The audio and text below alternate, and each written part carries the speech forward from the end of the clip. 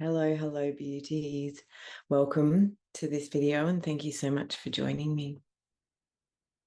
Today, I want to share with you some thoughts about contrast, shadows, light, and how we can more effectively deal with these ideas in our life. So, at the moment in the world, there's a lot of negativity going on. There's a lot of, we can tune into a lot of fear, a lot of hatred, and a lot of anger being played out on the world stage. And anything that we see reflecting on the world in the world stage is also something that we can bring back to find as a reflection of something that's within ourselves. So maybe an inner conflict or, inner aspects of our shadows or our darkness or our pain or our suffering. And I'm not going to go too much into that kind of concept of the holographic or the fractal kind of reflections into our world. But I really want to support you today in cultivating a process whereby you can more effectively clear your own pain and move beyond your own limitation and suffering, so that then when your inner world will then be in more peace, and it will then be reflected in how you experience the goings on around you. So, firstly, what is contrast? Contrast is simply the difference. It's the identifiable. We could say there's polarity, there's duality. It's me or other. It's right and wrong, And, in so much as we live in a world of polarity, in a dimension of polarity. If you look at magnetism, a lot of our universe, it's one of the fundamental laws that holds matter in place. And again, not a physicist, so not going to go down that path. But magnetism is a key function in our universe, and that's based entirely on polarity. So as long as we are existing in a world of form, of material, we're going to be encountering contrast.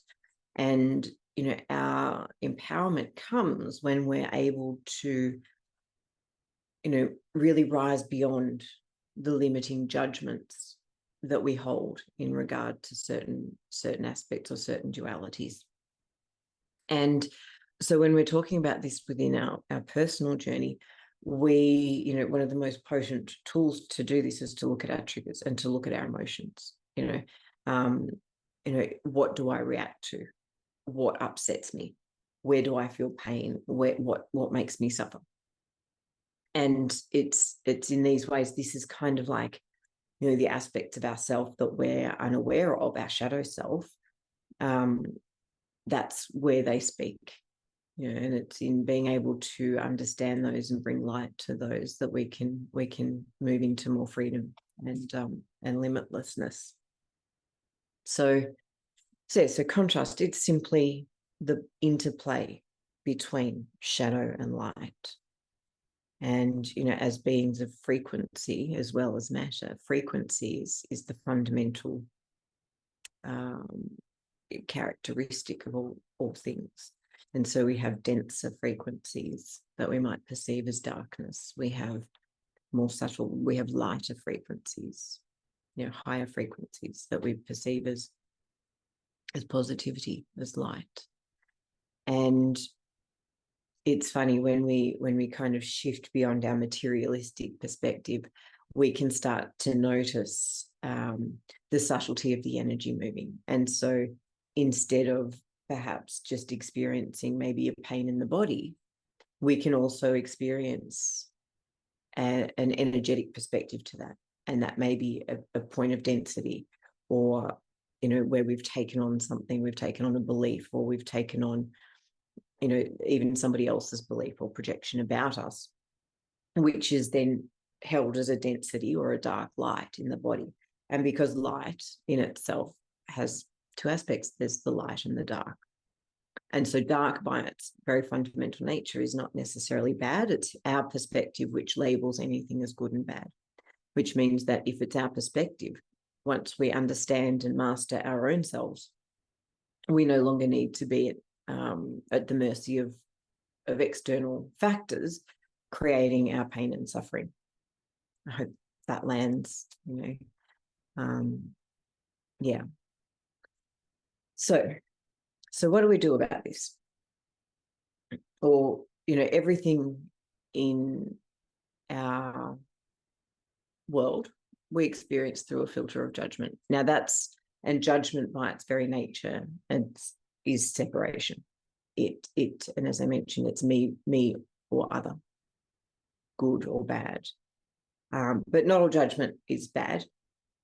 And judgment and discernment are absolutely necessary. We need to be able to judge and discern in order to create boundaries that serve us and serve others well. But what happens is, is when we get too bogged down in the rightness or the wrongness. So we can have discernment, but then we become attached to that. I might have a belief that somebody is behaving poorly. So I've made that judgment, and then it's up to me to create a boundary whereby I'm not impacted by that, and that then creates that safety for me to not be affected by it. Now, most of us, what we do is we then carry that story. We create a meaning, and meaning is a really key concept as well. So we tend to look at the goings on around us, and whether or not we've created our boundary to protect ourselves from being exposed to this potentially poor behavior or whatever the scenario may be.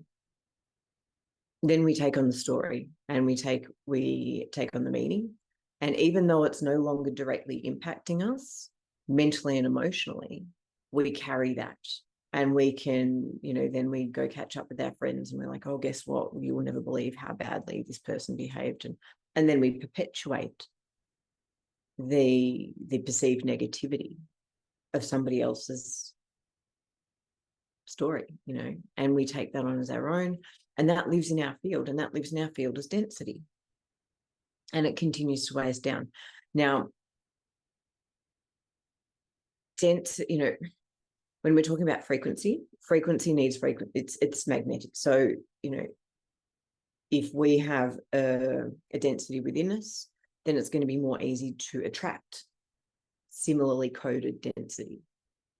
So I won't go into the detail of that, but, for the purpose of today, we're looking at how we can proactively manage our responses and our reactions so that we're less impacted by that. And this is in itself a clearing process. So we can start to clear the density or the darkness that, is within our shadow self. Now, just a quick note on the term shadow work. It's kind of, I find it kind of funny. It's, it's deeply serious and deeply sacred work. But I think also, when I started doing this work, when I started doing this on the spiritual path and doing the healing work, I didn't really know what shadow work was. And then, as I moved along my path and I became more familiar with, I suppose, spiritual terminology, I realized that it's actually something I've been doing my whole life. Because shadow, and, Carl Jung said, we don't become enlightened by envisioning figures of light. We become enlightened through making the darkness conscious. And so all of my life, I have been really deliberate in looking at triggers, emotional triggers, where things have affected me, and understanding the why, and then shifting the pattern or the belief within me that caused that trigger to manifest in the pain or the suffering or the upset that it actually did. And so that's pretty much all shadow work is. Like, we can go deep into it. There are a lot of methodologies and modalities that will take you through it. But at the very end of the day, it's about looking into our psyche, looking into the darkness that we'd perhaps rather not see there, or that we have rejected, denied, avoided, or projected. because often we will see our own shadows in other people, if we're not conscious of bringing that to the surface. And, one of the other things is that I think sometimes we can fall into this this pattern of helplessness, where we feel that we don't necessarily have the power to take back, our reactions or our responses. We don't know where to start, or that it's maybe not our fault. And it's not our fault, because we are programmed throughout our life's experiences from a very young age, from past lives, from ancestral patterning. So we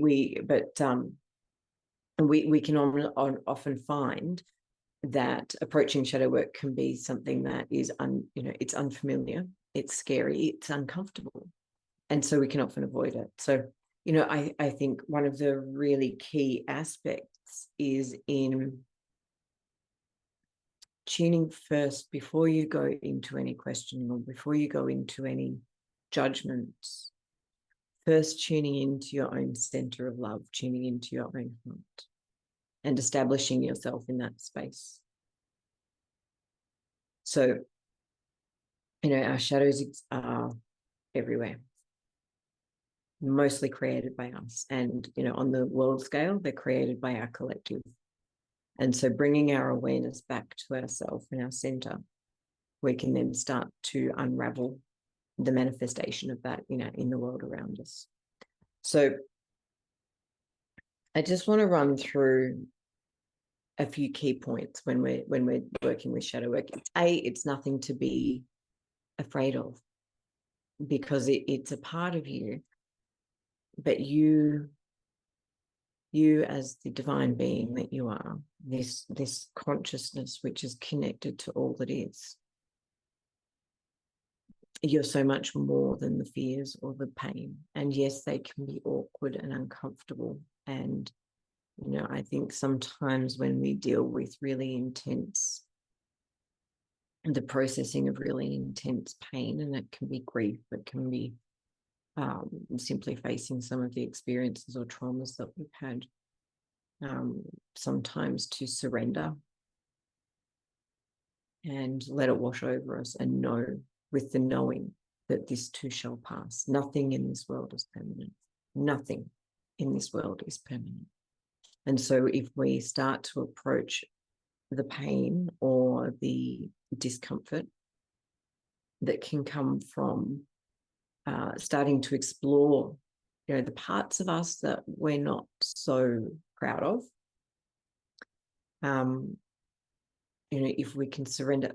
I when I'm doing this work myself, I kind of let it wash over me, and I stay in that pool. So a pool is kind of a metaphor for how I experience it, but I will stay in that, and I will surrender to feel it. I try and take the thinking mind out of it too much. That's a different aspect. I'll go into 4 different aspects that we deal with later. But to not attach, and the other trap we can fall into with our shadow work is to become attached to the wound or the pain or the story that is coming up for release. And it doesn't want us to be attached. It wants to be seen. It wants to be felt. It wants to be acknowledged. But it doesn't want to stay with us. As I said, all things are impermanent. And that is just a truth of our dimension, of our experience. So, as I mentioned, everything in your inner world is reflected in your outer world. So if you're, and we can have quite profound results by eliciting internal shifts that then quite subtly reflect outside of us. So some of the key points. Number 1 is the story.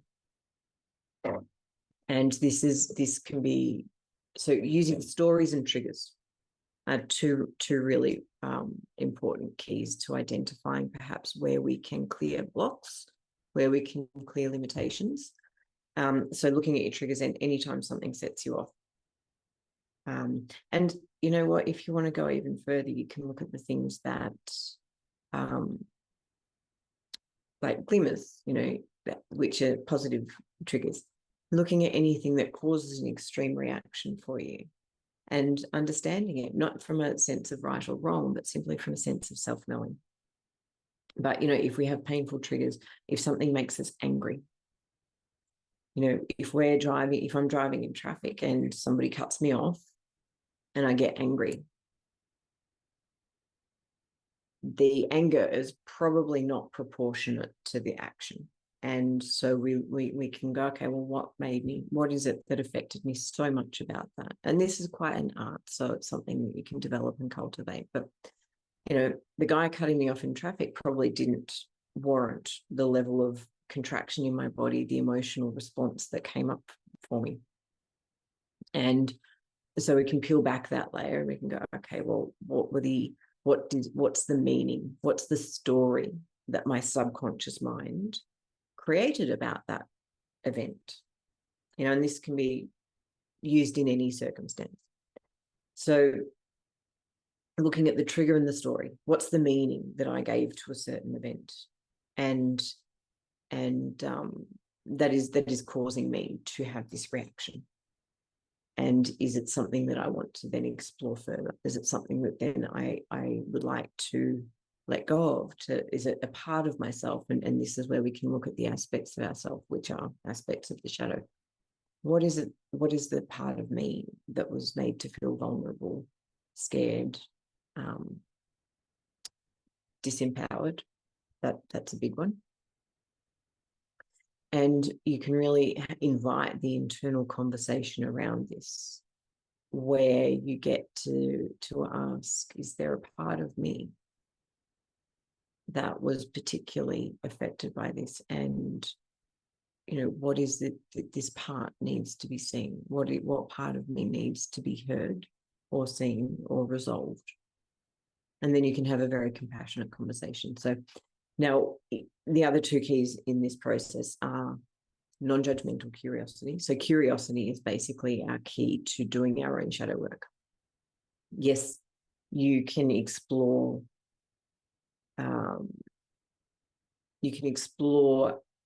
overcoming these limitations or these triggers or aspects with support. Of course, I offer support to people if you're interested in that. But when we're doing the work on our own, non-judgmental curiosity is really key, because curiosity is that drive to understand. It's that desire to unravel and see what's beneath the surface.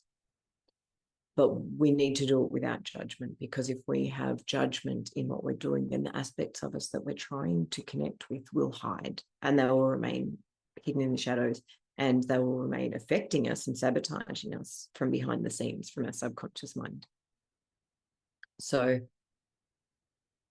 that element of non-judgment. And, this is also a practice. This can be really hard when we're stuck in this paradigm of right or wrong. But every time you notice yourself really approaching something with the hard and fast right and wrong,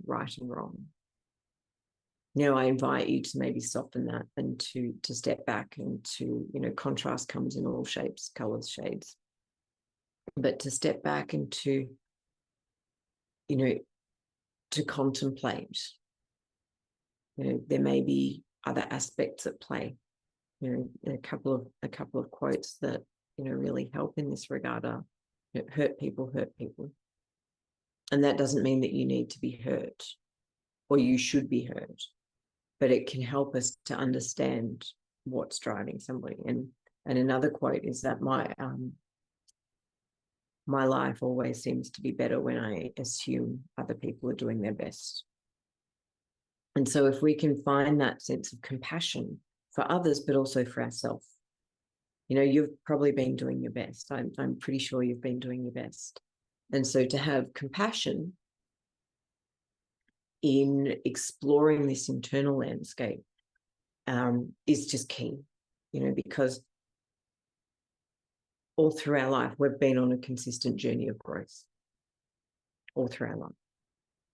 And, we haven't always known what we know now, but we always did the best with what we did know at the time. And so if we're unraveling, deeply held patterns, things that have been in place since childhood, reactions, reactive patterns, and these can be perceived as positive traits or negative traits, people pleasing. Most people around us think we're really good people if we're people pleasing, but it doesn't serve us. And it leaves us feeling unfulfilled, unvalued, mostly by ourselves. And so that's often one of the patterns that manifests in our sense of dissatisfaction or limitation.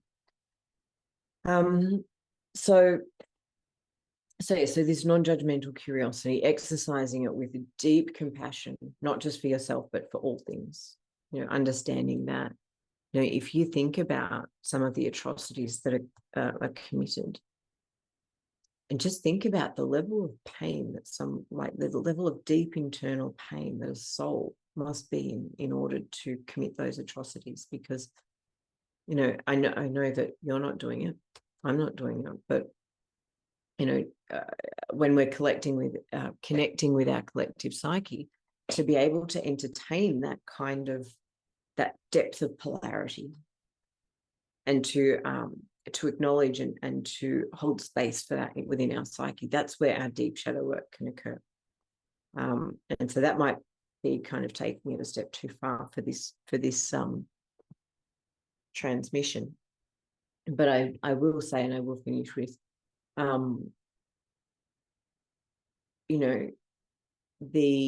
our capacity to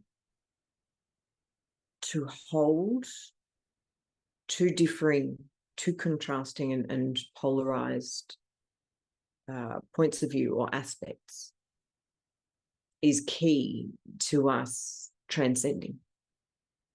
And in my own journey, 10, 12 years ago, I experienced simultaneously the most ecstatic sense of bliss, connection, and enlightenment coming from this connection to all things.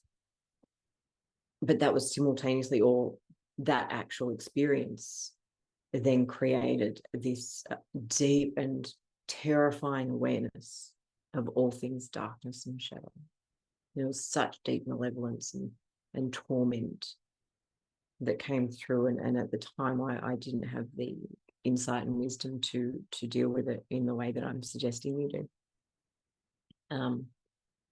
But I honestly believe that being able to be in those experiences and be with that darkness and that pain, and then in subsequent years move through my own healing, I think that was key to being able to anchor the potency of the light, the potency of the energy, that Christ element, and that solar aspect that came through at the same time. And so, if we're wanting to just be all love and light all the time, it's going to feel like hard work if we're just going to keep ignoring our darkness. But once we start to have compassion for and heal that space, and acknowledge that we do contain both dualities within us, then it can become a lot easier. Now, I will finish it there.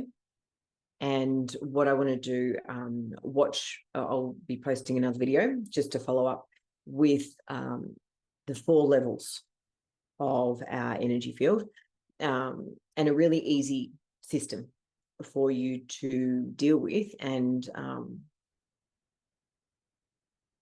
move through this kind of wounding, the shadows, the triggers, move through the impacts and the manifestations of these subtle codings, so that you can kind of recode yourself and recode your energy body. And that involves 4 main sections. We've got the spiritual, mental, emotional, and physical. And so I'll be talking more on that. So I hope this video has been of service to you. If you enjoyed it, I would love to hear your comments, or even if you didn't, I would love to hear your comments. For more content, please do click like or subscribe or unsubscribe. And I wish you blessings and peace. Thank you so much, beautiful one.